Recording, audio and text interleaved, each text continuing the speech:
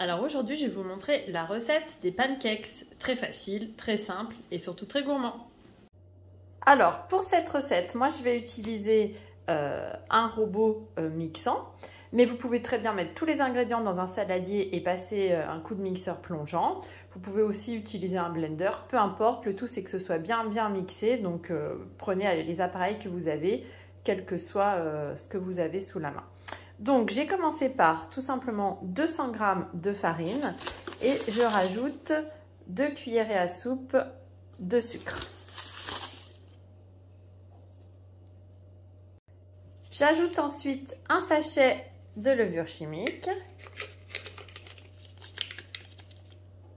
J'ajoute ensuite 2 œufs et 25 centilitres de lait.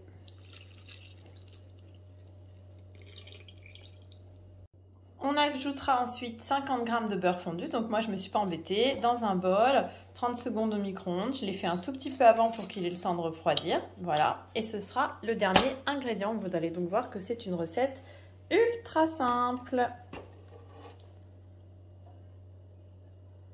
Voilà. Et ensuite, soit vous êtes dans un saladier, vous mixez, soit avec votre robot, vous mélangez. Voilà, donc moi ça mélange. Je vais augmenter un petit peu la vitesse.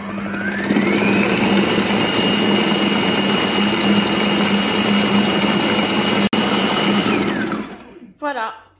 30 secondes à peu près et c'est bon dans un robot. Au mixeur plongeant, peut-être un tout petit peu plus. Voilà, regardez bien s'il n'y a pas de grumeaux, de petits restes de farine. Mais si c'est lisse, c'est que c'est prêt. Et voilà, j'ai transversé la pâte dans un récipient avec un bec verseur. Ça nous sera très utile pour la cuisson tout à l'heure. Donc là, c'est parti pour un petit tour au frigo. Idéalement, au minimum 30 minutes, une petite heure. Si vous êtes vraiment pressé, c'est pas très grave. Il faut juste savoir que le fait de mettre la pâte au frigo, en fait, quand on va la faire cuire, elle va avoir une tendance à s'étaler un petit peu moins et ça va nous permettre de faire des pancakes un tout petit peu plus épais et qui auront une forme un peu plus jolie, un peu plus ronde. Mais si vous êtes trop pressé et que vous voulez déguster tout ça très vite, vous pouvez vous affranchir de l'étape frigo. Mais quand même, voilà, le conseil, c'est quand même une demi-heure, 1 heure au frigo minimum. Voilà, donc la pâte est restée au frigo une bonne heure. Donc là, maintenant, je vais légèrement huiler avec l'aide d'un sopalin pour que ce soit très léger. C'est vraiment juste, j'ai pourtant une poêle anti-débarras à pente, mais c'est quand même bien de mettre un tout petit peu d'huile, au moins pour la première. Ça évite que ça colle. Donc voilà, on va faire préchauffer la poêle et quand celle-ci sera chaude, donc température assez forte, pas saisir non plus pour pas que ça brûle, mais néanmoins comme une crêpe à peu près, je dirais, une température assez soutenue.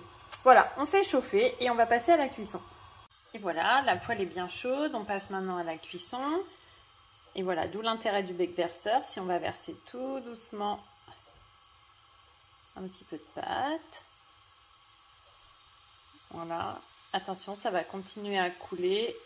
Donc on n'en met pas trop pour pas que ça soit trop gros.